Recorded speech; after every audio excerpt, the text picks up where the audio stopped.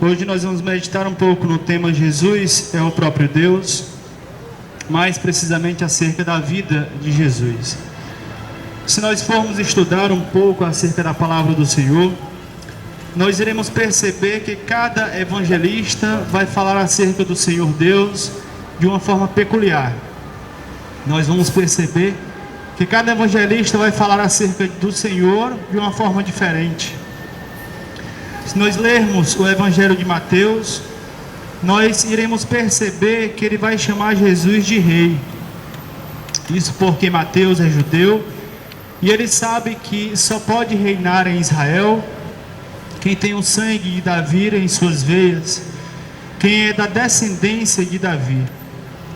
Se nós lermos o Evangelho de Marcos, nós vamos perceber que ele vai chamar Jesus de filho do homem.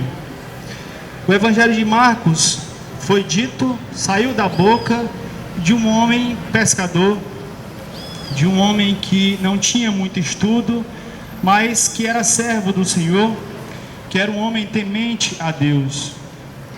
Lá no capítulo 16, mais precisamente, do Evangelho de Marcos, nós vamos perceber que ali fala um pouco acerca da ressurreição de Jesus. Vai falar ali que algumas mulheres chegaram na tumba de Jesus e a tumba estava aberta. Jesus já havia ressuscitado. E então tinha ali alguns anjos que antes de ir embora falaram um pouco com aquelas mulheres e disseram a elas: mas ide e dizei aos seus discípulos e também a Pedro que eu irei me encontrar com ele ali na frente. Aqueles anjos disseram aquilo porque Pedro havia negado a Jesus. Pedro negou Jesus 3 vezes até que o galo cantou. E ele fez isso perante uma mulher que disse: você se veste igual ele, você fala igual ele, citando no caso Jesus. E então Pedro disse: eu nunca vi este homem. E por isso Pedro ficou cabisbaixo depois de ter cometido esse erro, mas não podia mais voltar atrás. E no momento que aquelas mulheres chegaram e deram a notícia que tinham visto a Jesus, e aliás, tinham ido na tumba de Jesus, e ele já não estava ali, ele havia ressuscitado. Então os discípulos ficaram eufóricos, ficaram muito felizes, mas Pedro ficou cabisbaixo. Pedro ficou entristecido e pensativo. Isso porque ele havia negado Jesus, isso porque ele tinha falado a Jesus que iria com ele até a morte, mas ele disse que não conhecia aquele homem. E por isso, quando aquelas mulheres chegaram ali, ele ficou entristecido, ele ficou cabisbaixo. Mas, alguns momentos depois, Jesus se encontrou com Pedro e falou com ele. Jesus se encontrou com ele e disse a ele as coisas que deveriam acontecer. Falou com ele algumas coisas importantes, que muitas vezes nós nos afastamos dos caminhos do Senhor, muitas vezes nós nos distanciamos do caminho de Deus, assim como Pedro, erramos, mas depois nos arrependemos.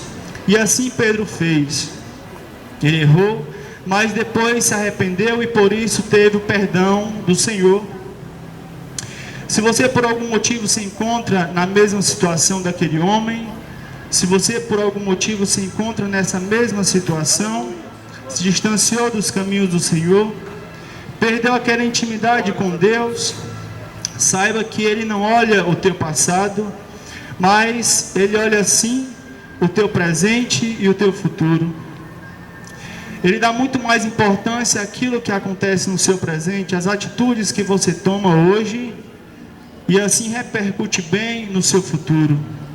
Essas atitudes vão levar você a bênçãos, a um futuro melhor, a um futuro mais abençoado por Deus. Porque a palavra do Senhor Deus nos mostra que as nossas atitudes repercutem em nosso futuro. Quando lemos o Evangelho de João, vamos perceber que ele chama Jesus de o próprio Deus. E por isso, no início desse Evangelho diz: no princípio era o Verbo, e o Verbo estava com Deus, e o Verbo era Deus. Tudo foi feito por ele, e sem ele nada do que foi feito se fez. Ele veio para o que era seu, mas os seus não o receberam. Mas a todos aqueles que o receberem, deu-lhes o poder de serem feitos filhos de Deus. É João que mais tarde vai falar que Deus, ele nos ama, que ele tem um amor incondicional por cada um de nós, que ele nos ama assim como um pai ama o seu filho, assim é o amor de Deus por cada um de nós. E por isso lá em João 3,16 diz: porque Deus amou o mundo de tal maneira que deu o seu Filho unigênito, para que todo aquele que nele crer não pereça, mas tenha a vida eterna. Se nós lermos esses 3 evangelhos, nós iremos perceber a perfeição divina. Nós iremos perceber que Jesus não só é o próprio Deus, aquele que tem todo o poder e toda a glória, mas também ele é um homem, ele é aquele homem limitado. Como Deus, ele fala por meio da boca de pregadores e diz: vinde a mim todos vós que estáis cansados e sobrecarregados, e eu vos aliviarei. Mas como homem, ele senta em cima de uma pedra e diz àquela mulher, a mulher samaritana: eu tenho sede, me dá um pouco de água para beber. E aquela mulher, de maneira truculenta, nega a água a Jesus. E então sai o homem de cena, o homem ilimitado, e vem o Deus Todo-Poderoso. E por isso Jesus se levanta e diz àquela mulher: ah, se você soubesse quem sou eu, você me pediria água, e eu te daria uma água, que quem bebe dela nunca mais tem sede. Muitas vezes as mudanças, elas são necessárias em nossas vidas. Muitas vezes as mudanças, elas precisam acontecer para que nós venhamos ter um futuro melhor, para que as coisas venham começar a dar certo. E por isso na palavra do Senhor Deus nos diz que existem 2 caminhos: um caminho que conduz à bênção e um caminho que conduz à perdição.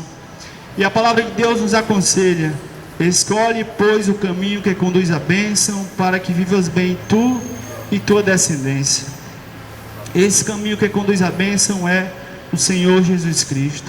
Escolhe, pois, esse caminho, aproxime-se de Deus, e Ele também se aproximará de você. Não seja aquele filho que vive a vida inteira longe dos caminhos do Senhor, mas seja aquele filho que retorna à casa do seu Pai, que Ele é o seu Pai celestial.